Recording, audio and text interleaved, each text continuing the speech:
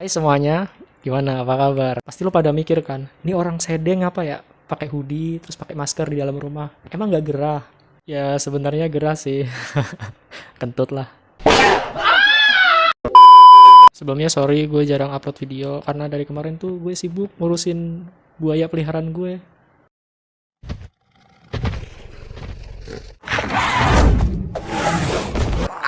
Mantap. Oke, jadi belakangan ini kita kayak sering banget ya denger berita-berita tentang pencurian data terhadap akun-akun online kita kayak e-commerce mungkin sosial media yang jadinya tuh kita tuh nggak tahu gitu loh sebenarnya tuh akun kita tuh salah satu yang termasuk kebobol, tercuri atau salah satu yang aman. Jadi pada kesempatan kali ini gue mau sharing atau berbagi kira-kira pernah nggak sih akun online kita yang punya kita itu pernah ke hack atau belum? Jadi, trik atau cara yang mau gue share hari ini itu adalah melalui Firefox Monitor.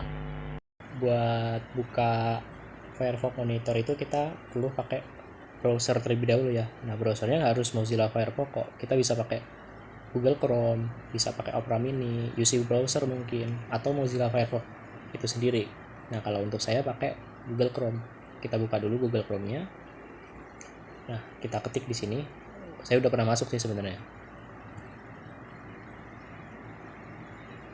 Oke. Nah, alamatnya di monitor.firefox.com. Nah, di sini udah ada tampilannya ya. Sebenarnya nggak harus login sih, ini di pojok kanan atas kan ada keterangan masuk. Kita nggak harus login. Nah, di sini lihat apakah Anda telah tersangkut kebocoran data online. Nah, masukkan alamat surel di sini ya. Surel itu apa? Surel itu maksudnya adalah singkatan dari surat elektronik atau email. Saya masukkan email saya.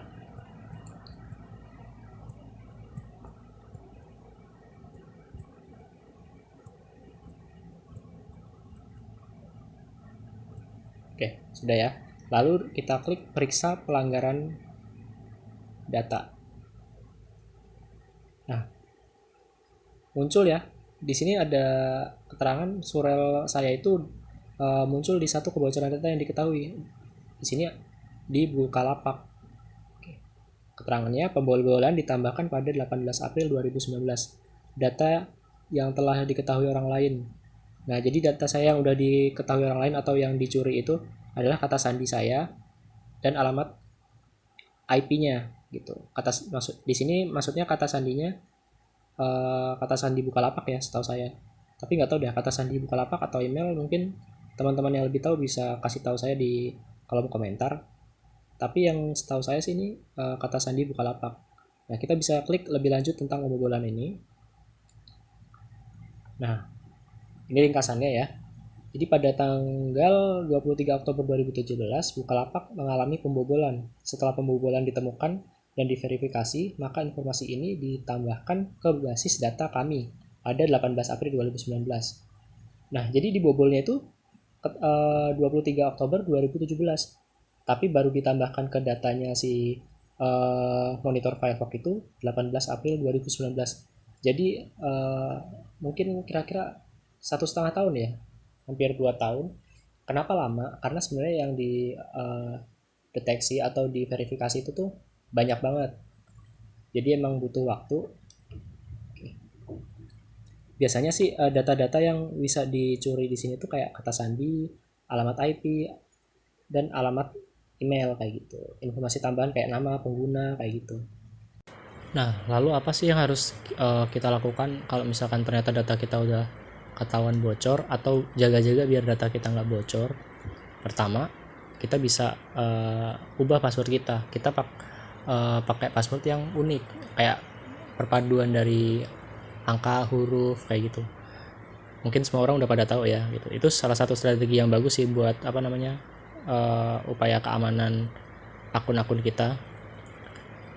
Nah, kedua kita bisa pakai cara pengamanannya tuh kita sebisa mungkin antara akun satu dengan akun yang lain, misalkan akun Bukalapak sama Tokopedia itu tuh passwordnya jangan sama email juga jangan sama. Kenapa? Karena kalau misalkan kita terbiasa semua password sama, apabila salah satu password kita udah ketahuan. Nah, si hacker nyoba tuh di akun lain dan ternyata masuk, maka data yang bocor juga akan semakin banyak kayak gitu. Nah, kita juga bisa memanage mengatur gimana caranya biar nggak semua perangkat tuh bisa mengakses itu kita akun kita. Misalnya kita cuman pengen akun kita bisa diaksesnya di handphone sama tablet kita. Nah, nanti kalau misalkan ternyata di luar dua perangkat itu ada yang login, nanti bakal ngirim pemberitahuan ke kita. Mirip kayak itu sih, Google email atau Gmail itu kan biasanya kalau kita login di perangkat baru, dia bakal ngirim notif kan, apakah benar Anda yang login gitu. Nah, kalau misalkan kita bilang bukan saya gitu, nah itu dia otomatis bakal keluar atau nggak bisa login kayak gitu sih. Nah, kita juga bisa pakai VPN sih.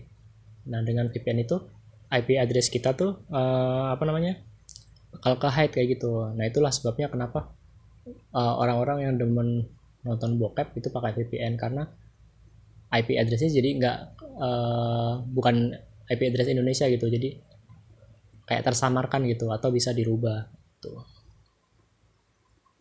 Oke, jadi kayak gitu aja.